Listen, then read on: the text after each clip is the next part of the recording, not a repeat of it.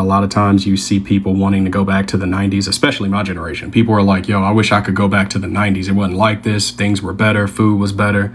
Well, like, what happened? Why is it so different now? Why is everything seemingly worse? Well, a lot of things happened, but I'm going to give you 5 that were pretty big that led to a lot of the issues that we're seeing today.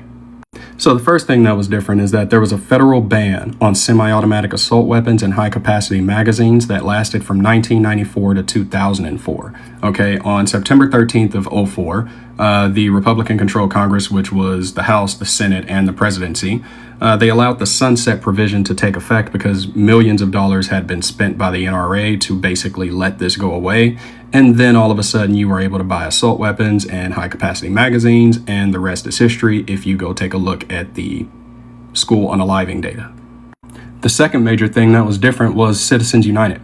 Pre-January 2010, unlimited dark money could not be spent on elections. I'm talking about at all. Okay, and then the Supreme Court in January of 2010, the conservative majority, may sound familiar, struck down those restrictions. That's what Citizens United was. There have been billions of dollars spent by corporations on our elections since that point. Citizens United prevented corporations from spending unlimited money. And in January of 2010, Roberts, Kennedy, Scalia, Alito, and Thomas struck that shit down. Billions of dollars have been spent by corporations and dark money since January of 2010. That's another thing that was different. Also back in 95, commercial banking and investment banking used to be separate. Banks could not gamble with your deposits back in 1995 because of something called the Glass-Steagall Act.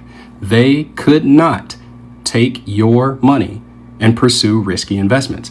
But of course, Wall Street and banks lobbied against that. And then I believe that expired in 1999. And then commercial banking and investment banking were consolidated. They were no longer separated. And then banks were able to pursue riskier investments. Economists have also linked this ability to the 2008 financial crisis. Back in 1995, companies could not own more than 40% of radio stations nationally, period. They could not own more than 40%, but thanks to the Republicans in 1996 and Newt Gingrich, they pushed the Telecommunications Act of 1996, which struck down those restrictions as well. And now you have 6 corporations that own 90% of major media, and it's about to be less than that. So yeah, Republicans been Republicans since back in the 90s, but in 95, which is a year that a lot of people wish they could go back to, radio was fine. Media was fine. They couldn't own more than 40%